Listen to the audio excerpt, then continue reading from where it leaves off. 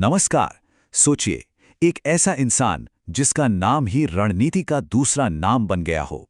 एक ऐसा शख्स जिसकी एक निजी कसम ने एक पूरे साम्राज्य का नक्शा ही बदल दिया हो। जी हां, हम बात कर रहे हैं आचार्य चाणक्य की। बस ये तीन चीजें, एक बेइज्जती, उस बेइज्जती से निकली एक कसम और उस कसम से खड़ा हो गया एक पूरा साम्राज्य। यही तो है चाणक्य की कहानी का सार, और ये दिखाती है कि एक इंसान का पक्का इरादा इतिहास की धारा को कैसे मोड़ सकता है। तो चलिए कहानी की शुरुआत में चलते हैं, मगध के उस शक्तिशाली लेकिन अंदर से खोखले हो चुके साम्राज्य में, जहां अत्याचारी राजा धनानंद का राज था। तो उस वक्त मगध का हाल कुछ ऐसा था। राजा था धनानंद, जो बस अपनी अय्याशियों में डूबा रहता था और प्रजा जुल्म सह रही थी। इसी माहौल में एक बहुत ही काबिल विद्वान थे चाणक्य।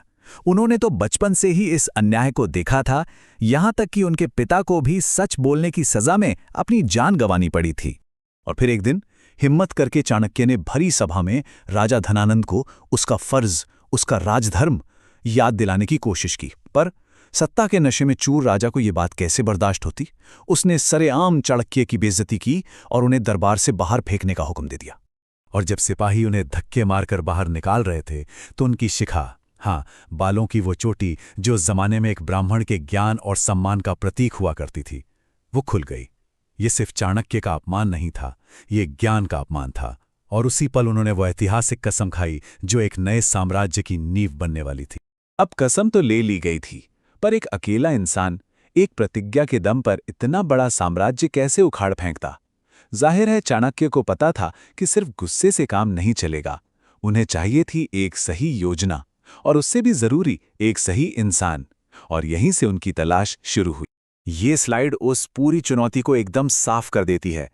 एक तरफ थी समस्या, राजा धनानंद, जो हर तरह की बुराई का प्रतीक था, और दूसरी तरफ चाणक्य को दिखा समाधान चंद्रगुप्त के रूप में, एक ऐसा नौजवान जिसमें एक महान सम्राट बनने की हर काबिलियत छुपी हुई थी।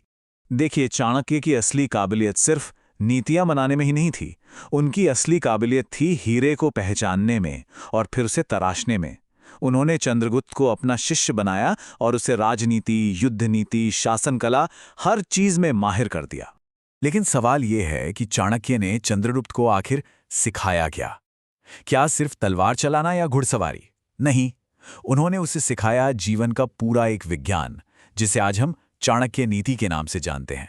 तो ये चाणक्य नीति है क्या?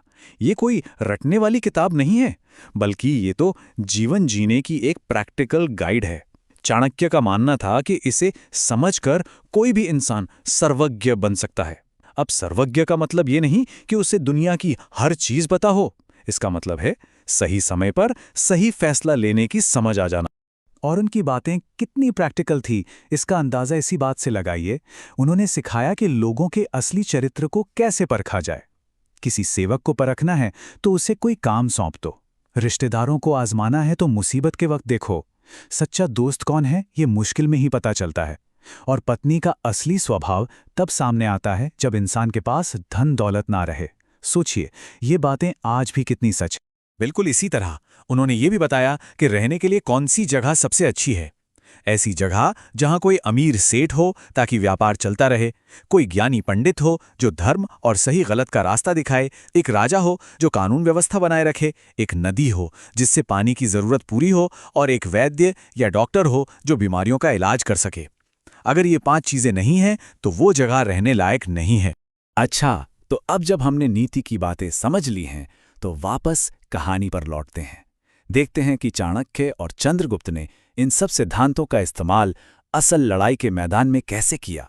और ये चुनौती कोई छोटी मोटी नहीं थी। उनके सामने एक नहीं बल्कि 2 बड़े खतरे थे।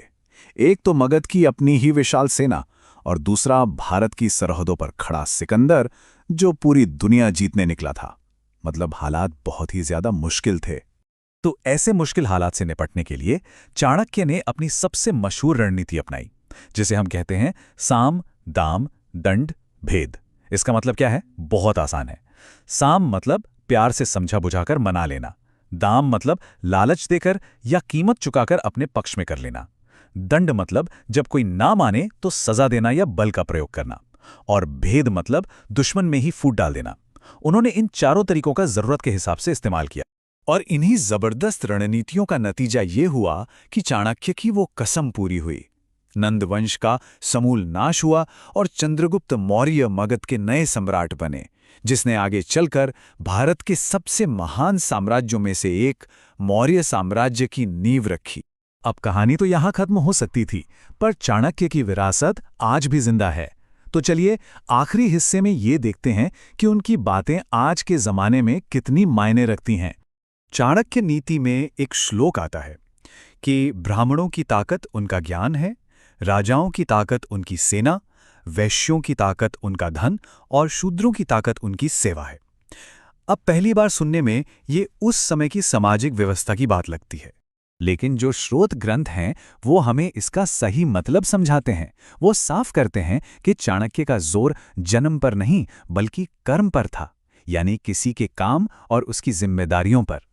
उनका मानना था कि समाज तभी मजबूत बनता है जब हर कोई अपना काम पूरी कुशलता से करे। और फिर चाणक्य की कुछ बातें तो ऐसी हैं जो किसी भी जमाने में किसी भी समाज में सच हैं। जैसे ये श्लोक जो कहता है कि जैसे एक सूखा पेड़ पूरे जंगल में आग लगा सकता है, वैसे ही एक बुरा और मूर्ख बेटा पूरे परिवार को तबाह कर देता है। ये बात परिवार हो या कोई संगठन, हर जगह लागू होती है। तो आखिर में ये सवाल हमारे लिए है, आज के दौर में चाणक्य की कौन सी सीख सबसे ज्यादा काम की लगती है? क्या वो उनकी स्ट्रैटेजिक थिंकिंग है, या लोगों को परखने की कला, या फिर अपने फर्ज को निभाने की बात? इसका जवाब हम सबको अपने अपने हिसाब से खोजना होगा। हमारे साथ जुड़ने के लिए धन्यवाद।